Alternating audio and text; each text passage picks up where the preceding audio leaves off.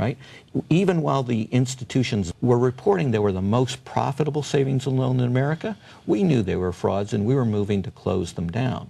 Here, the Justice Department, even though it very appropriately warned in 2004 that there was an epidemic of mortgage fraud, the FBI publicly warned in September 2004 that there was an epidemic of mortgage fraud, that if it was allowed to continue, it would produce a crisis at least as large as the savings and loan debacle, and that they were going to make sure that they didn't let that happen. So what goes wrong? First thing that goes wrong is after 9/11, the attacks, the Justice Department transfers 500 white-collar specialists in the FBI to national terrorism.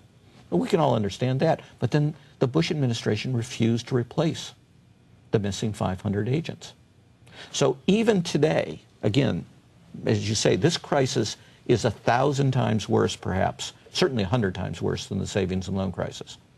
There are 1/5 as many FBI agents as worked the savings and loan crisis.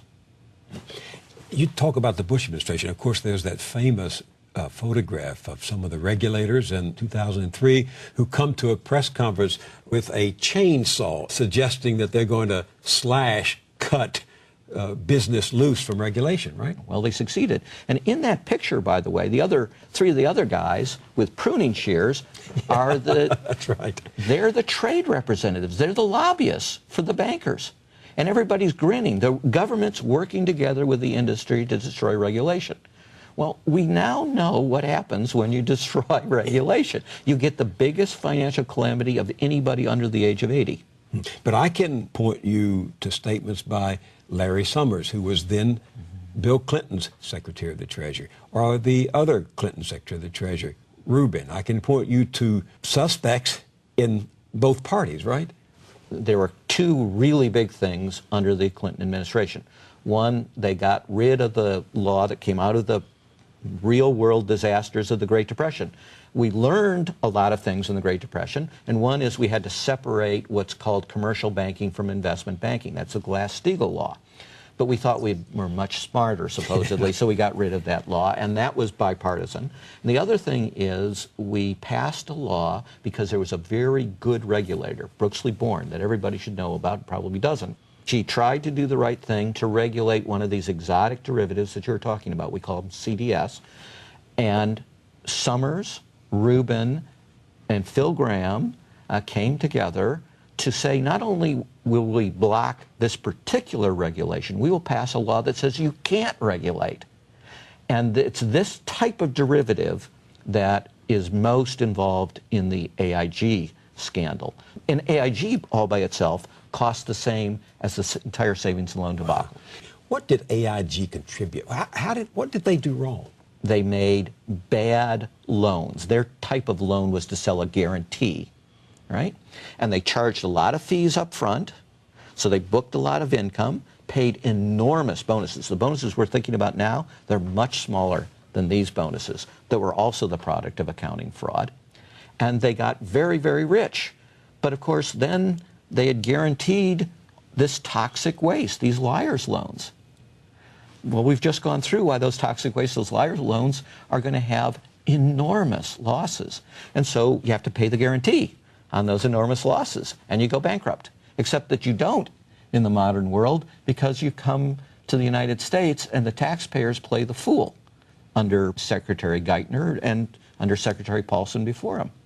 We took $5 billion, for example, in U.S. taxpayer money and sent it to a huge Swiss bank called UBS at the same time that that bank was defrauding the taxpayers of America. And we were bringing a criminal case against them.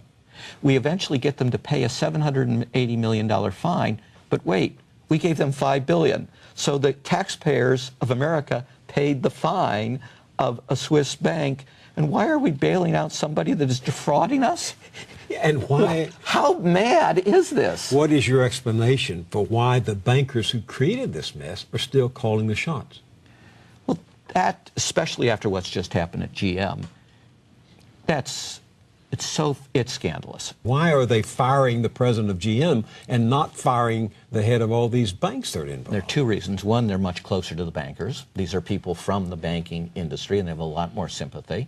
In fact, they're outright hostile to auto workers, as you can see. They want to bash all of their contracts, but when they get to banking, they say, oh, contracts, sacred.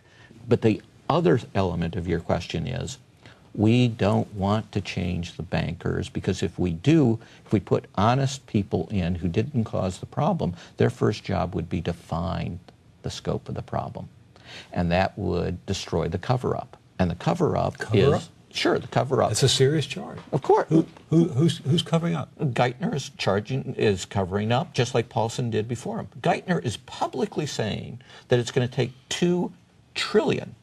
A trillion is 1,000 billion. Right? 2 trillion taxpayer dollars to deal with this problem. But they're allowing all the banks to report that they're not only solvent, but fully capitalized. Both statements can't be true. It can't be that they need 2 trillion because they have massive losses and that they're fine. These are all people who have failed. Paulson failed, Geithner failed. They were all promoted because they failed, not because they had succeeded. Well, Geithner was one of our nation's top regulators during the entire subprime scandal that I've just described. He took absolutely no effective action. He gave no warning. He did nothing in response to the FBI warning that there was an epidemic of fraud. All this pig-in-the-poke stuff happened under him. So in his phrase about legacy assets, well, he's a failed legacy regulator. But he denies that he was a regulator. Let me show you some of his testimony before Congress. Take a look at this. I've never been a regulator, for better or worse, and I think you're right to say that we have to be very skeptical that regulation can solve all these problems. We have parts of our system which are overwhelmed by regulation. Overwhelmed by regulation. It wasn't the absence of regulation that was a problem. It was despite the presence of regulation, you got huge risks built up. Well, he may be right that he never regulated, but his job was to regulate. That was his mission statement as president of the Federal Reserve Bank of New York, which is responsible for regulating most of the largest bank holding companies in America. And he's completely wrong that we had too much regulation in some of these areas. I mean, he gives no details, obviously, but that's just plain wrong. How is this happening? I mean, why is it happening? Until you get the facts, it's harder to blow all this up. And of course, the entire strategy is to keep people from getting the facts. What facts? The facts about how bad the condition of the banks is. So as long as I keep the old CEO who caused the problems, is he going to go vigorously around finding the problems? Finding the frauds? You know, taking away people's bonuses? To hear you say this is unusual because you supported Barack Obama during the campaign last year, but you're seeming disillusioned now.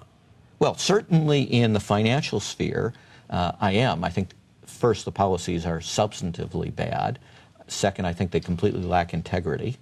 Third, they violate the rule of law.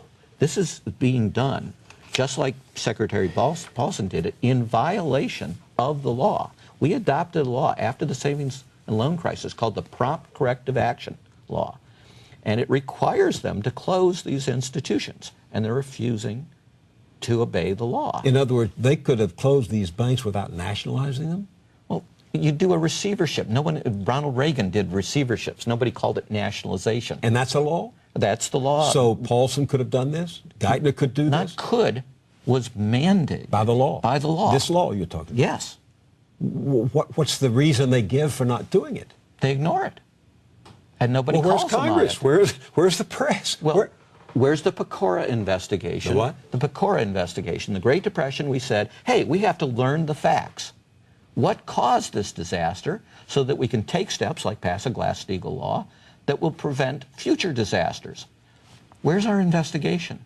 What would happen if after plane crashes we said, oh, we don't want to look in the past. We want to be forward-looking. Many people might have been, we don't want to pass blame. We want to move. No. We have a nonpartisan, skilled inquiry. We spend lots of money on, get really bright people, and we find out, to the best of our ability, what caused every single major plane crash in America. And because of that, aviation has an extraordinarily good safety record. We ought to follow the same policies in the financial sphere. We have to find out what caused the disasters, or we will keep reliving them. And here, we've got a double tragedy. It isn't just that we are failing to learn from the mistakes of the past, we're failing to learn from the successes of the past. What do you mean? In the savings and loan debacle, we developed excellent ways for dealing with the frauds and for dealing with the failed